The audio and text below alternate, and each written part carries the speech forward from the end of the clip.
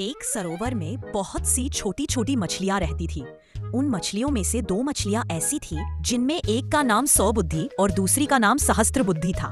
सौबुद्धि अपने नाम के अनुसार ही समझती थी कि उसमें 100 बुद्धि है। इसी प्रकार सहस्त्रबुद्धि भी समझती थी कि उसमें सहस्त्र बुद्धि है। सौबुद्धि और सहस्त्रबुद्धि दोनों अपने को सभी मछलियों से श्रेष्ठ समझती थी। दोनों के मन में अपनी अपनी बुद्धि का बड़ा घमंड था। दोनों जब भी बोलती थी ऐंक कर बोलती थी, गर्व के साथ बोलती थी। गर्मी के दिन थे, तालाब में पानी कम हो गया था। पानी के नीचे तैरती हुई मछलियां दिखाई पड़ जाती थी। एक दिन एक मछुआरा जाल लेकर तालाब के किनारे पहुंचा। वह किनारे पर खड़ा होकर तालाब की ओर देखने लगा। तालाब के पानी में हजारों मछलियां तैर रही थी। मछलियों को देखकर मछुआरे के मुंह में पानी आ गया। वह अपने आप ही बोल उठा, इस तालाब में बहुत सी मछलियां हैं, पानी भी कम हो गया है, कल सवेरे जाल डालकर इन्हें फंसा लेना चाहिए। मछुआरे की बात सुनकर मछलियों के कानों में डर बैठ गया। मछलियां व्याकुल हो उठी, हाय हाय, अब क्या किया जाए। कल सवेरे मछुआरा जाल डाले, हम सबको पकड़ लेगा। व्याकुल मछलियां 100 बुद्धि के पास गई।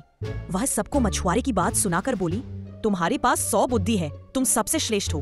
दया करके कोई ऐसा उपाय बताओ जिससे हम सब उसके जाल में ना फंसे। 100 बुद्धि इतराकर बोली, तुम सब व्यर्थ ही डर रही हो। मछुआरा कल यहाँ नहीं आएगा। उसे पता है कि तालाब में मेरी जैसी श्रेष्ठ मछलियां रहती हैं। तुम सब डरो नहीं, जाओ सुख से रहो। यदि मछुआरा आएगा तो मैं देख लूंगी। व्याकुल मछलियां सहस्त्र बुद्धि के पास गई। उसे भी मछुआरे की बात सुनाकर मछलियां ने कहा, तुम्हारे पास सहस्त्र बुद्धि है, तुम सबसे श्रेष्ठ हो। कृपया कोई ऐसा उपाय बताओ जिससे हम सब मछुआरों के जाल में ना फंसे। पर सहस्त्र बुद्धि ने घमंड के साथ उसी तरह की बातें कही जिस तरह 100 बुद्धि ने की थी। तालाब में एक मेंढक भी रहता था। मेंढक का नाम एक बुद्धि था।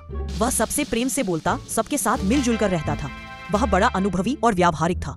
व्याकुल मछलियां एक बुद्धि के पास भी गई। उसे भी मछुआरे की बात सुनाकर मछलियां बोली, दया करके कोई ऐसा उपाय बताओ जिससे हम सब मछुआरे के जाल में ना फंसे। एक बुद्धि सोचता हुआ बोला, मेरे पास तो एक ही बुद्धि है। मेरी समझ में तो यही आ रहा है कि तुम लोगों को इस तालाब को छोड़ देना चाहिए। तालाब में पानी कम हो गया है। कल मछुआरा जरूर आएगा और वह तुम सबको फंसाने के लिए जाल अवश्य डालेगा। एक बुद्धि की बात 100 बुद्धि और सहस्त्र बुद्धि ने उसकी बड़ी हंसी उड़ाई। दोनों ने बड़े गर्व के साथ मछलियों से कहा, यह तो मूर्ख है, इसकी बातों पर विश्वास मत करना। चुपचाप इसी तालाब में रहो, कुछ नहीं होगा।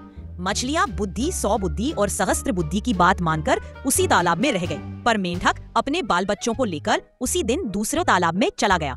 दूसरे दिन सवेरा होते ही मछुआरा जाल लेकर तालाब के किनारे पहुंचा। उसने मछलियों को फंसाने के लिए जाल तालाब में फैला दिया। मछलियां व्याकुल होकर इधर से उधर भागने लगी, पर भागकर कहां जा सकती थी। सारी मछलियां जाल में फंस गई।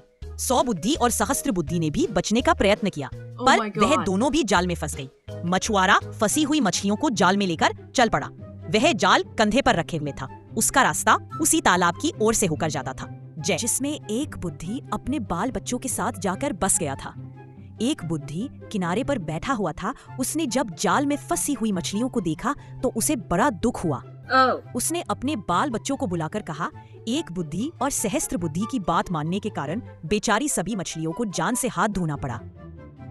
दोनों अनुभवहीन थी, बै थे, घमंडी थी।